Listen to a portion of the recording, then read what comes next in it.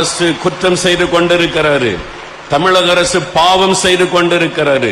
மக்களை பாவம் செய்ய தூண்டுகிறது என்று ஒரு ஜட்ஜி அவர் தீர்ப்பு கூறியிருக்கிறார். இதுதான் உண்மை. ஒரு கவர்மெண்ட் விசாரணை வியாபாரம் பண்ணி 47% ஆண்களை குடிகாரனாய் மாற்றி இருக்கிறது இந்த அரசாங்கம். இது ஒரு பயங்கரமான பாவம், மக்களுக்கு செய்கிற துரோகம். அதனால குடும்பங்கள் பாழாகிறது.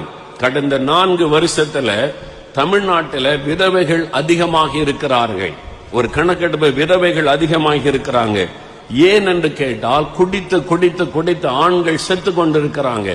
அதனால பெண்கள் விதவைகள் ஆகிறாங்க, பிள்ளைகள் தகப்பனற்றவர்கள் ஆகிறாங்க. இது தமிழகத்துக்கு ஆரோக்கியமானது அல்ல.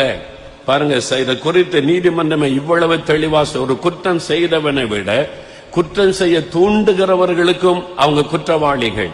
அப்ப மதுபானத்தினால இவ்வளவு குற்றம் பெருக காரணமா இருக்கிற அரசாங்கம் குற்றவாளி என்பதாக நீதிபதி தீர்ப்பு சொல்லி இருக்கிறார். ஏன் நீங்க பொறுப்பெடுக்க கூடாது? இனிமே நாங்க உங்களை கேள்வி கேட்போம், கீழே பார்த்தா அதுக்கு விளக்கம் கேட்போம் என்றெல்லாம் எழுதியிருக்கிறார். தினத்தந்தி பேப்பர்ல நேற்றைக்கு முந்தைய தினம் வந்த ஜட்ஜ்மெண்டினுடைய ஒரு காப்பி இது.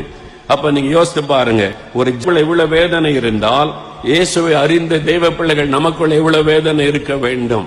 இன்னைக்கு குடும்பம் எல்லாம் பாழாகி கொண்டிருக்கிறது.